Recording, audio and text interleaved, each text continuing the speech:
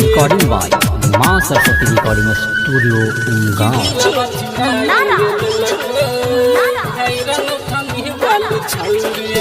हेर काल सूट में लाग बेजोर जानू मार उरा के ओढ़नी जब उ जाय छै बगल से हमारा देखला पर मुस्काली कि दिलवा चुराई रे ललक भाई रे नौठनी वाली छौरी कि दिलवा चुराई रे ललक भाई रे नौठनी वाली छौरी। हेर काल सूट में लाग बेजोर जानू मार उरा के ओढ़नी जब उ जाय छै बगल से हमारा देखला पर मुस्काली कि दिलवा चुराई रे ललक भाई रे नौठनी वाली छौरी कि दिलवा चुराई रे ललक भाई रे नौठनी वाली छौरी।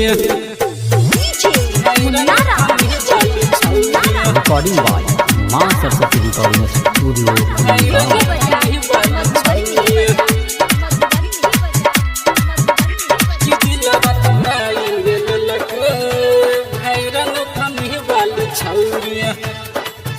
हेर पहले बेरी मिलल रहे हाई स्कूल पर देखते ओकरा भेलिए दीवाना भाई रे गाल के तिल पर गजब के रहे लुक ओकर लहगै सबसे प्यारी कि दिलवा चुराई रे ललक भाई रे नौठनी वाली छौरी कि दिलवा चुराई रे ललक भाई रे नौठनी वाली छौरी।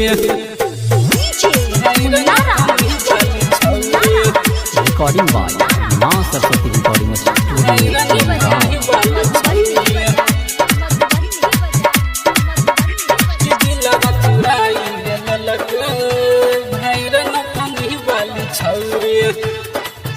हेर कोयल जेहन बोली ओकर नागिन जेहन चाल रे रूप के नहीं जोड़ा ओकर लग उद मिसाल रे संगीत सागर के कैल कही घायल लगा के ओठ में लाली कि दिलवा चुराई रे ललक भाई रे नौठनी वाली छौरी कि दिलवा चुराई रे ललक भाई रे नौठनी वाली छौरी।